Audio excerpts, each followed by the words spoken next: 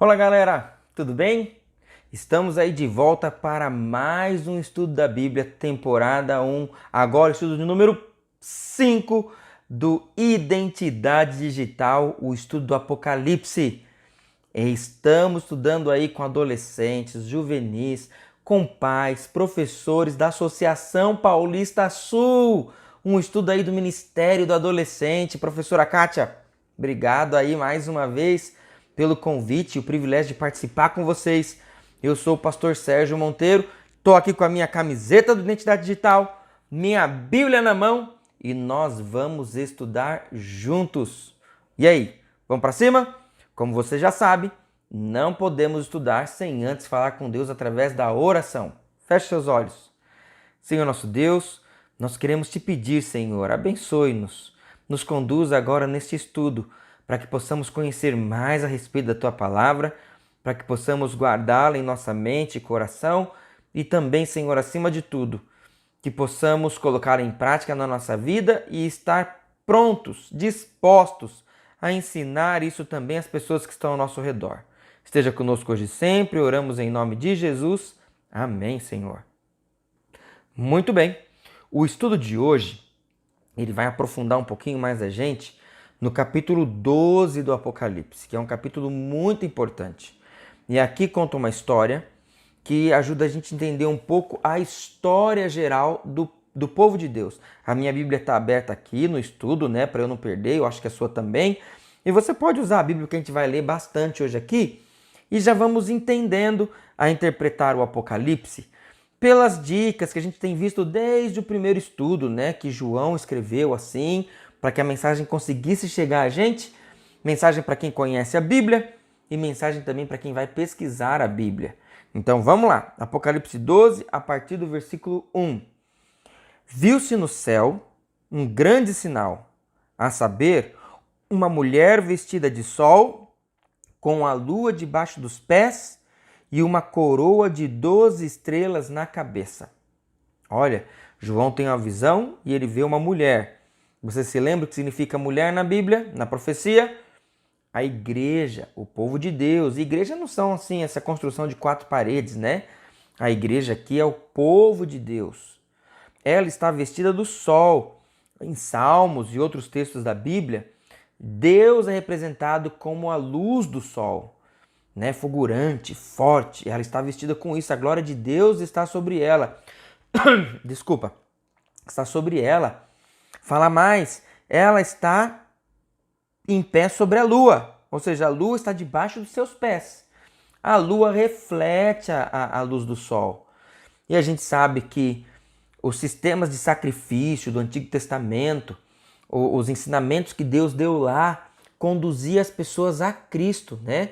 Era uma forma de enxergar o que Cristo estava fazendo por eles através daqueles ensinamentos. Ela estava em pé sobre aquilo que Deus havia ensinado e pedido para o povo de Israel. Isso é muito importante. E fala mais aqui, ó, e na sua cabeça uma coroa de 12 estrelas. 12 na Bíblia representa um número assim, muito importante.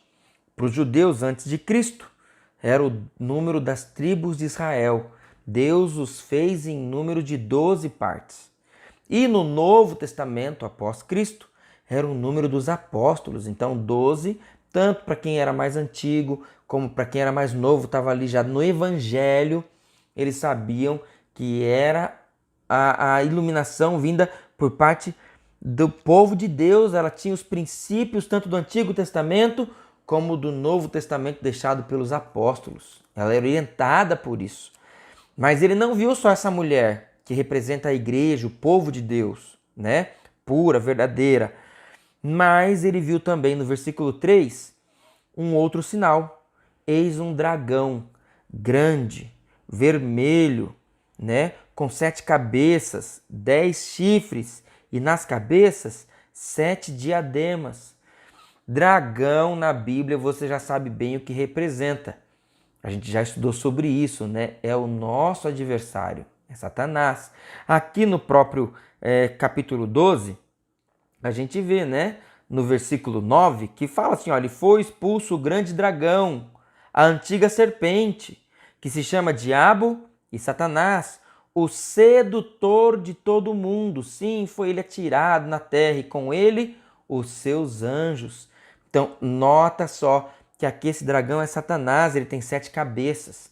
Cabeça na Bíblia representa aí liderança, poder, rei, né? Aqui também tem os chifres, que também representam poder, reinos, sabe? Terras. Então, olha que interessante. E nessas cabeças, 7 coroas. Coroas, né? 7 diademas, que mostra aí majestade, domínio. Não é só glória, mas quem usa a coroa, manda. Então, esse dragão aqui age sempre, Satanás sempre age através de poderes, de governantes, de estados, de uma nação ou de várias, da união delas. A gente vai ver isso, acho que depois mais pela profecia aí, a gente vai mergulhando mais nesse assunto, mas ele sempre usou poder, autoridade e força. Não vem ele pessoalmente fazendo para que todo mundo veja, ele usa, né, os poderes para realizarem essas coisas. No caso aqui, olha, o Apocalipse já foi escrito dessa maneira porque João estava numa ilha sendo perseguido por quem? Pelo Império Romano. O poder romano, como império, já estava perseguindo o povo de Deus e os oprimindo. E também perseguiu o Evangelho por muito tempo. Era Satanás agindo por trás disso. Se você estudar sua Bíblia lá em Daniel, você vai ver que eles foram levados cativos pela Babilônia, um reino também. Se você voltar lá na sua Bíblia, lá em final de Gênesis, começo de Êxodo, vai ver que o povo de Israel ficou cativo também na terra do Egito. Então sempre o inimigo usou aí rei e reinos para perseguir e escravizar e atrapalhar o plano de Deus. E olha o que diz aqui, esse é o dragão, né? E o que ele estava fazendo? Verso 4, mais sobre ele, ó. A sua cauda arrastava a terça parte das estrelas do céu.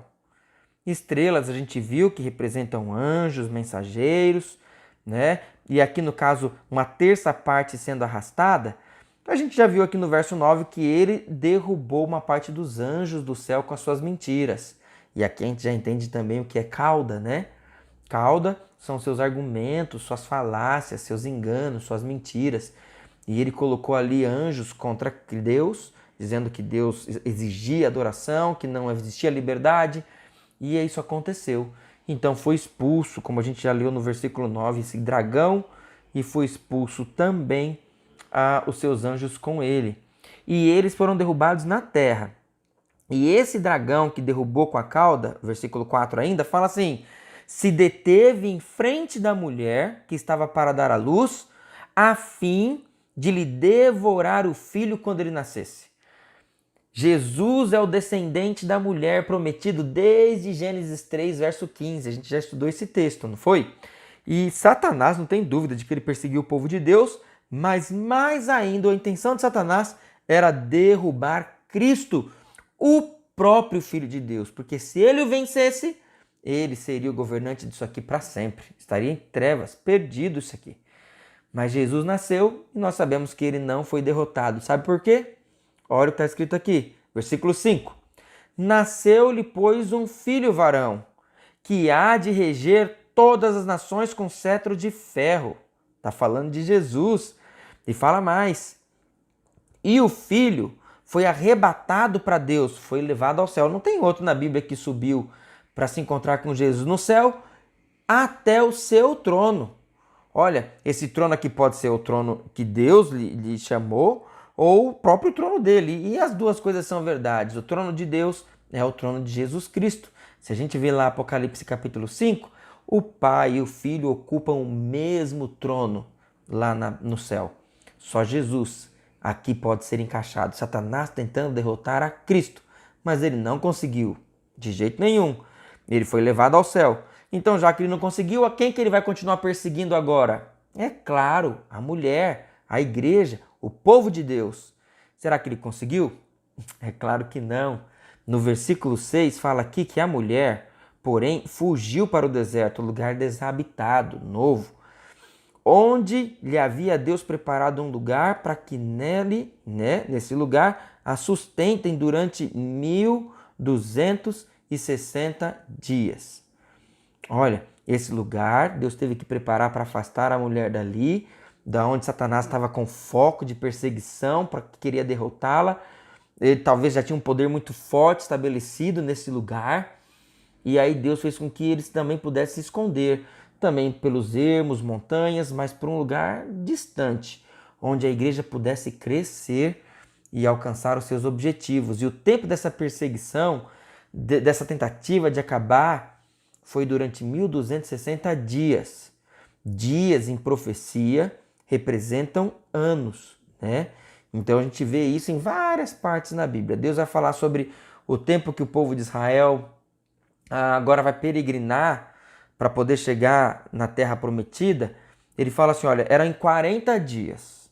Mas já que vocês não fizeram em 40 dias, porque vocês foram rebeldes, então para cada dia agora vai ser um ano. E 40 dias virou 40 anos. Na profecia também de Daniel, 2.300 tardes e manhãs são dias, também representam anos. Até porque o anjo fala assim para Daniel, Daniel, pode fechar esse rolo aí, porque isso aí é para tempo muito distante. Né? E Daniel ficou 70 anos no cativeiro. Se fossem dias literais, o ano tem 365, 10 anos passariam e bastante de 2.300 tardes e manhãs. Ele passou 70 anos lá e não era para o tempo dele, era para muito depois. Então fica claro que eram dos 2.300 anos e realmente quando a gente estuda essa profecia, só abrindo um parênteses, né? Olha, quando ali fala que cessaria o sacrifício, que Cristo pagaria, deu certinho o ministério de Jesus, o seu batismo, o sacrifício, todo o tempo ali bate certinho com as coisas que aconteceu em Jesus. Então a gente vê que se encaixa dias em anos. E aqui fala que estaria ali escondida, sendo sustentada por baixo dos panos por Deus por 1.260 dias, que representam 1.260 anos. Na história, trazendo um pouquinho aqui pra gente, isso aconteceu, sabe? Enquanto Roma era um império, o Império Romano ali lutando, eles tinham poder sobre os judeus e até sobre os cristãos ali depois de Cristo, mas eles deixavam as pessoas permanecer com a sua religião. Perseguia a hora, perseguia a outra, perseguiram João, porque eles achavam que isso poderia inflamar muito ali a comunidade e atrapalhar. Mas eles, de uma certa forma, iam tolerando, né? Como toleraram no tempo de Jesus, julgaram e tudo mais. Só que houve um tempo em que o Império Romano se alinhou com a parte religiosa. E a partir ali de Justino, né? O Império Romano, em 538, ele tornou Roma o líder religioso para Roma, que havia se convertido lá no século IV, né? Que havia se convertido para Roma. Ele agora tornou esse líder da parte religiosa de Roma como um líder também político. Ele tinha poder para mandar prender, matar, ele tinha exército que ia e voltava, 538. E era justamente um líder político romano e religioso que havia aceitado parte do evangelho e adaptado à sua cultura. Um evangelho adaptado à cultura romana. E o nome desse líder religioso colocado ali era Papa. Eu poderia entrar mais em detalhes, e você sabe de que a gente está falando de uma igreja romana, cujo líder é o Papa, porque os sinais estão aqui na Bíblia. O que isso tem a ver? Porque, olha, desde que ele deu poder ao Papa político, foi em 538. O Papa ganhou poder político e religioso. Manda matar, prender e perseguir. E ele perseguiu todos os inimigos da igreja com a visão que ele tinha. Então, se alguém queria seguir a Bíblia como está escrito, não podia. Muitos foram mortos na fogueira, muitos foram decapitados, muitos foram encarcerados, sabe? Apedrejados, esfolados para que negassem a sua fé, para que outros não quisessem segui-la. Isso está na história, né? Está na história. Quando isso acabou? Isso acabou quando teve uma guerra já no ano de 1790, por aí. Teve uma guerra, Napoleão tentando conquistar o mundo. Sabe quem se levantou ali para atrapalhar os planos de Napoleão? A Igreja Católica se levantou. e quando se levantou em 1798. Marca essas duas datas, 538, 1798. Napoleão mandou o seu general chamado Louis Berthier invadir Roma, pegou ali o Papa, colocou ele na prisão e tirou o seu domínio. Aí enfraqueceu esse poder. E as pessoas que estavam escondidas em montanhas e não podiam viver na Europa, só os que tinham vindo para a América, que se colocou como um país protestante, as pessoas que viviam na Europa agora tiveram um pouco mais de respiração para poder pregar o evangelho. Sabe, todos aqueles que pregavam antes disso eram perseguidos, né? Lutero levantou a bandeira lá por volta do ano de 1500, né? 1517. Ele levantou ali a sua bandeira e foi perseguido bastante, o seu povo com ele. Muitos ali perderam a vida, tinham que ficar em lugares mais distantes ali de Roma, usando mais os territórios da Alemanha e os seus outros países, perseguidos mesmo. Mas nesse tempo morreu também o Papa depois de ter sido preso e esse poder foi enfraquecido. Esse poder usado pelo dragão para perseguir o povo de Deus. Qual povo de Deus? A gente já vai ver já. Mas se você fizer a conta quanto que é 1798 menos 538, dá certinho os 1260 anos profetizados aqui, que Deus guardaria o seu povo porque Satanás iria persegui-los de uma forma tão forte. Se você continuar a leitura, aí conta aquela história que nós já estudamos, da guerra no céu, Miguel venceu, o dragão foi derrotado e assim aconteceu. E aqui, no versículo 13, por exemplo, ó, fala, né, quando Satanás foi vencido, né, por Deus, pelo Cordeiro, por Jesus, ele foi atirado na terra. Olha o que diz o verso 13, ó. Quando, pois, o dragão se viu atirado para a terra, o que ele fez? Perseguiu a mulher que dera a luz ao filho varão. Tá vendo? Então ele começou a perseguir a mulher que já tinha dado a luz ao filho varão, ou seja, a igreja depois do nascimento e ascensão de Cristo. E olha o verso 14. E foram dadas à mulher as duas asas da grande águia, né? Asas da alvorada, o poder de Deus, para que voasse até o deserto, para que nesse lugar aí Deus a sustentasse por um tempo, tempos e metade de um tempo. Esse tempo, tempos e metade de um tempo, representa os mesmos 1260 dias. Está tratando aqui do mesmo assunto. Não sei se o estudo vai entrar nisso aqui, mas a gente consegue depois dar uma palhinha nisso um pouquinho mais para frente. Fora da vista da serpente. Olha que legal! Ele começa falando que o dragão está perseguindo, Deus deu asa para ela ir fora da vista da serpente. Mas não é o dragão que está perseguindo, e aqui já fala que é serpente? Por quê? Porque lá no verso 9 a gente deixa bem claro que dragão, serpente, diabo, Satanás é o mesmo. Ele está perseguindo o povo de Deus. E quem ele está perseguindo? Quem é essa mulher? Quem é esse povo que Satanás está irado? Aqui também é revelado, por isso que é a identidade real. Verso 17, eu quero agora pedir para você, marca na sua Bíblia esse verso que ele é muito importante, hein? Olha, irou-se o dragão contra a mulher e foi pelejar com os restantes da sua descendência, né? Aqueles que perseveravam. Quem são eles? Continua dizendo aqui, ó. Os que guardam os mandamentos de Deus e têm o testemunho de Jesus. E pôs-se em pé sobre a areia do mar. O dragão aqui pôs-se em pé sobre a areia do mar. Por que ele pôs-se em pé sobre a areia do mar? A gente já vai saber no outro versículo. Olha que interessante, no outro capítulo, né? Creio que está chegando aí nos próximos estudos. Mas aqui deixa bem claro que ele persegue a mulher, que é o povo de Deus. E qual é a marca do povo de Deus? Os que guardam os mandamentos de Deus e têm o testemunho de Jesus. Olha que texto importante esse. Mostra a marca.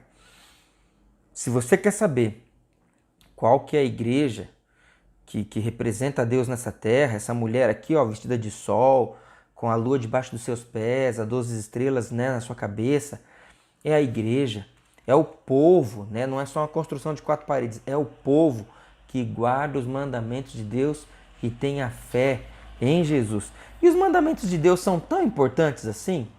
Claro que sim, porque primeiro representam o caráter de Deus, é ele refletido em nós quando nós decidimos obedecê-los. Estamos seguindo as orientações daquele que nos salvou.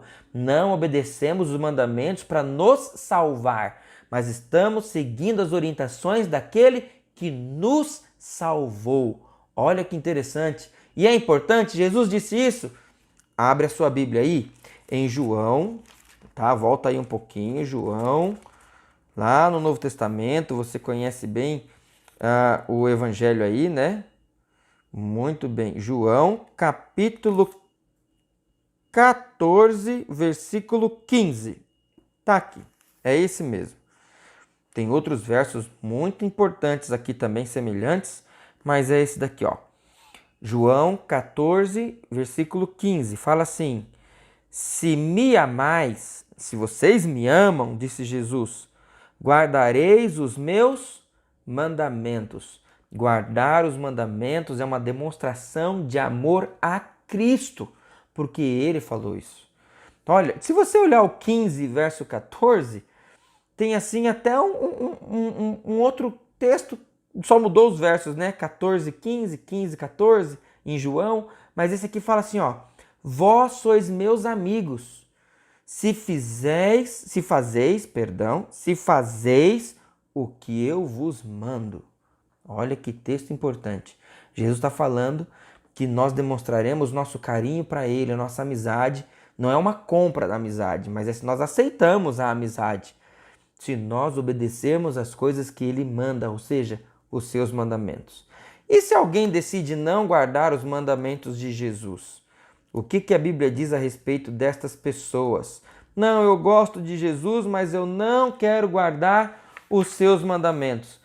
Tem um outro texto aí, olha, primeira epístola, ou primeira carta de João, capítulo 2, versículo 4. Olha o que a Bíblia diz a respeito da pessoa que conhece agora esse texto, esse assunto, e não quer guardar os mandamentos de Jesus. Ou diz, não, eu sou cristão, mas não guardo os mandamentos. O que a Bíblia diz? 1 João 2, verso 4. Aquele que diz, eu o conheço, e não guarda os seus mandamentos, é mentiroso, e nele não está a verdade. Olha que ponto interessante. Aquele que diz que conhece a Deus, mas não guarda os seus mandamentos, é um mentiroso. Então ele não conhece. O conhecer aqui é mais de saber quem é. É conhecer por experiência. Eu tenho convívio, eu ando nos caminhos, eu estou com Deus na minha vida. Mas ele não faz isso, então ele é um mentiroso e nele não está a verdade. Então, olha, o povo que segue os mandamentos de Deus, que vive de acordo com os preceitos que ele estabeleceu, é o povo perseguido pelo dragão. Mas embora seja o povo perseguido pelo dragão, é ao mesmo tempo o povo vitorioso, porque está com Deus. Eles amam a Deus e mostram seu amor respeitando os seus mandamentos. Isso é muito importante. Pessoal, olha que estudo maravilhoso esse que nós tivemos hoje. E eu tenho algumas perguntas para fazer para você.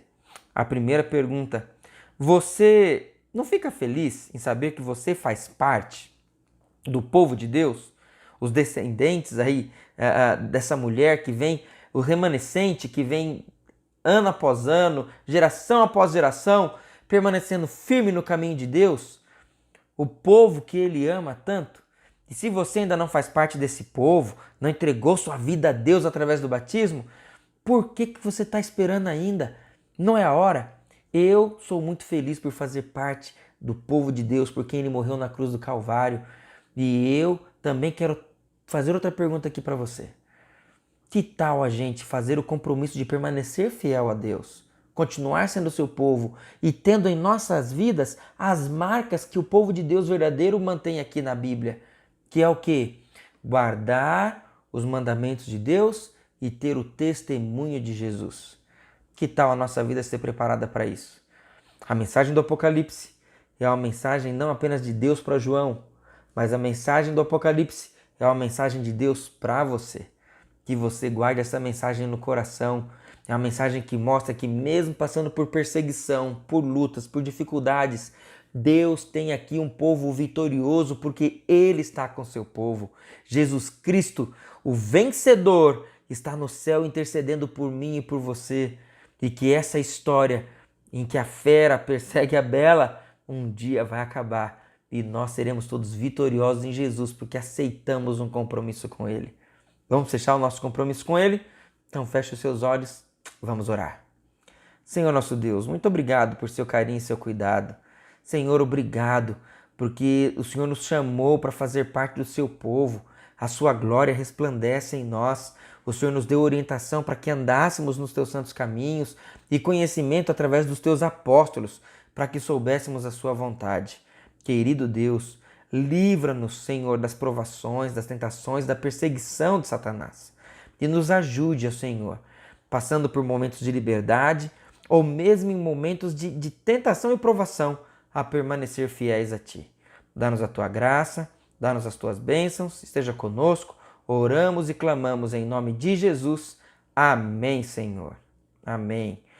Querido jovem, adolescente, pais, professores, que Deus abençoe vocês, permaneça firme aí no estudo da Bíblia e vamos caminhar cada vez mais aí para o nosso grande encontro com Jesus. Um forte abraço, até o nosso próximo estudo. Tchau, tchau!